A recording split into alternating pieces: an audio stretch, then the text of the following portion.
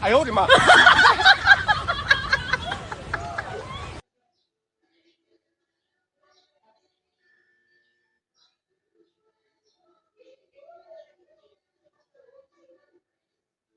哎呦我的妈！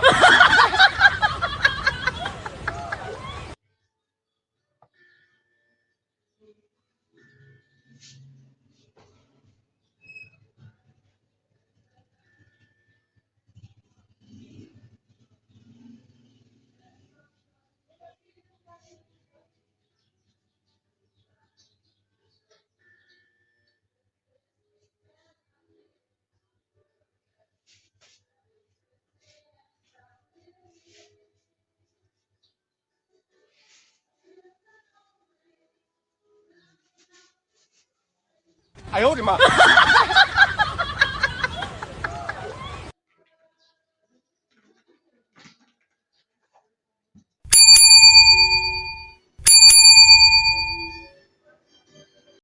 ！So yan po, mga viewers ko. Dito lang po ako. Welcome po kayo sa aking YouTube channel. Rani Channel, pag-subscribe, like and share, comment sa aking video upload. Okay? Hayaan nyo muna bitin kayo ng magandang umaga, para tanghali, magandang gabi. Sa inyo lahat. Sana po nasa mabuti yung kalagayan at malaya sa karamdaman. Okay? Itong upload ko ay patungkol to doon sa isang experiment ng isang tao na nagustuhan ko siya, mga viewers ko. Nagustuhan ko siya yung experiment niya kung paano niya makikilala ang kaugalian ng isang tao. Di ba? Ugali ng isang tao, kung anong meron. Ang ugali ng isang tao. Ito ay vlog ito ng isang hinahanga nating charity vlogger sa bandang Africa, mga viewers. Sa bandang Africa to. Africa. So ito, kumuha ko ng video clip niya para ipakita ko rin sa inyo, baka naman pwede naman dito natin makita sa bansang Pilipinas kung anong meron din tayo dito. Di ba? Yung ugali natin. Kung sa ibang bansa mayroong gano'ng ugali, maaari. Kasi ang tao hindi yung pare-parehas pag-iisip eh. May taong makitid ang utak. May tao namang marunong umunawa.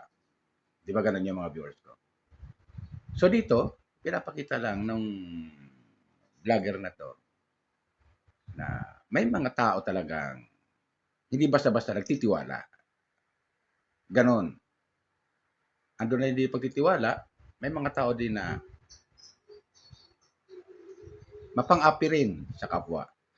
Di ba? Kahit naman hindi mo siya bigyan, nanghihingi sa'yo, kahit di mo naman siya bigyan, hindi mo naman kailangan habulin ng pamalo. Di ba? Di mo na kailangan. Paalisin mo lang siya kung di mo kayang bigyan, wala kang may bibigay, wala kang magagawa yung tao eh. Basta nanghihingi lang siya. Di ba? So ito, sa papakita ko sa inyo, mga viewers, papakita ko sa inyo, ito yung uh, experiment, social experiment ng isang African vlogger diyan sa bansa nila. Nakakuha sa akin ng pansin na na napakaganda niya kanyang experiment para makita niya kung anong mayroong ugali ang isang tao. Di ba ganyan mga viewers ko? So ito, mga viewers ko, sana magustuhan nyo. Kumuha ko ng video clip, panoorin natin. Okay? So,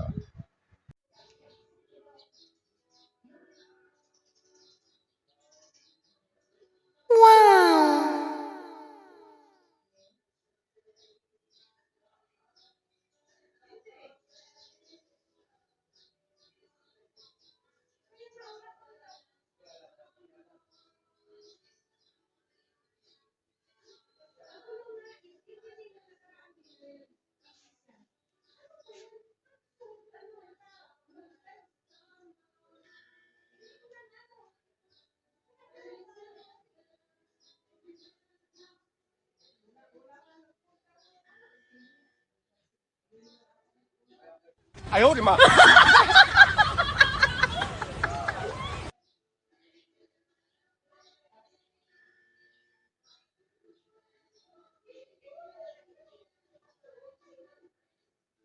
哎呦我的妈！